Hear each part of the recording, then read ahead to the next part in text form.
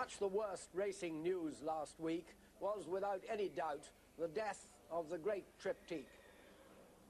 Those sad headlines told an amazing story, how poor Triptych, who was in foal, got frightened in her Kentucky paddock and somehow galloped into one of the stud's vehicles. A tragic end for one of the bravest mares there's ever been. Here is Bruff Scott with his account of Triptych's busy, brilliant career. During her 2-year-old career, she was trained in France by David Smarga, and her first Group 1 victory came when she aimed for the Prix Marcel Boussac, the top 2-year-old fillies race of the French season, and the first glimpse of that high head carriage and flying feet which had made Triptych famous. As a 3-year-old, Triptych had moved to Ireland, but her campaign was almost ludicrously ambitious.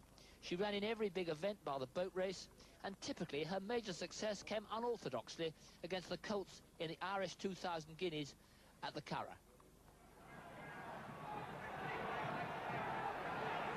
It's Triptych and Celestial Bounty as they race inside the final furlong. Triptych, the leader in the early Coolmore Irish 2000 guineas from Celestial Bounty and Sun Valley. As they race up towards the finish, it's Triptych, the leader. Triptych's going to win it, not the line. Triptych's the winner of the Irish guineas from Celestial Bounty and Sun Valley. So Triptych won a classic. As a 4-year-old, she began with an unhappy stay in California before moving back to France, where, under Patrick Biancone's care, she battled honourably through most of Europe's top races before finally coming good in the Champion Stakes at Newmarket.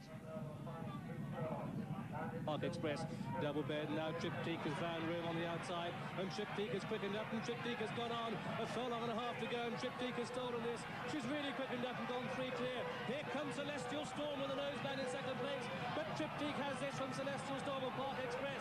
Triptych out in front for a long time. Celestial Storm is closing, Triptych tied up. Celestial Storm really firing at the line, but at the post, Triptych wins it.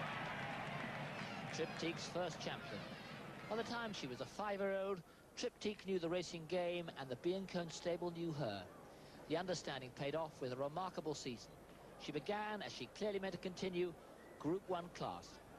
It was the Prix Gannet, and Triptych was devastating in that when she hit top gear, she engaged it quite ruthlessly all the way to the line. That Gannet was one of 5 brilliant Group 1 victories, which stretched right through the summer. The next stop was the Hanson Trust Coronation Cup at Epsom. They've just got a furlong and a half to go. It's Rakaboshi King next to the rails. Here goes Triptych into the lead, and Triptych quickens up and makes these look very one-pace indeed. What an amazing mare this is. It's Triptych in the lead from Rakaboshi King second, and Catanango is third, and Triptych holds on, but Rakaboshi King rallies inside the final furlong. Triptych has it though, at the lines, Triptych.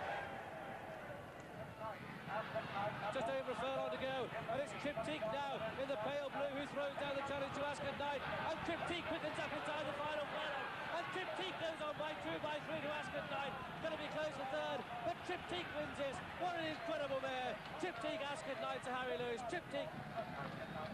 Just over a furlong to race, and it's entitled the leader, being tackled on the inside by Triptych. Ascot Knight is next, then Cockney last, but Triptych has gone through on the inside of Entitled.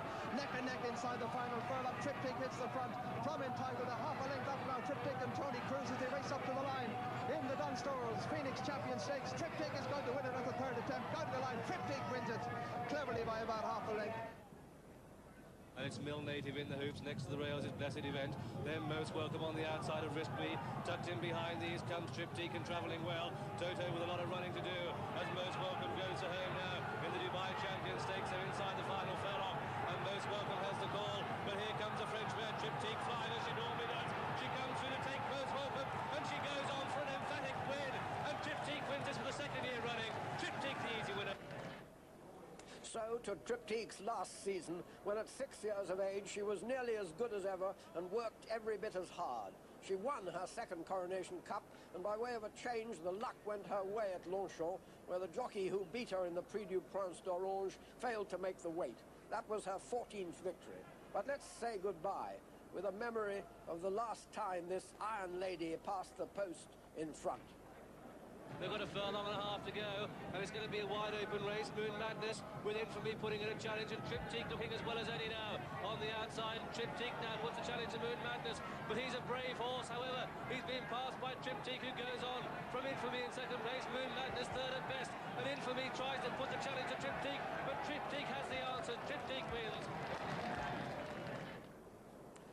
16 different jockeys rode Triptych, and as they and her various trainers would all confirm, she was a highly individual character with a mind very much her own. That didn't always make her the easiest ride in the world, but it made her even more fun to watch.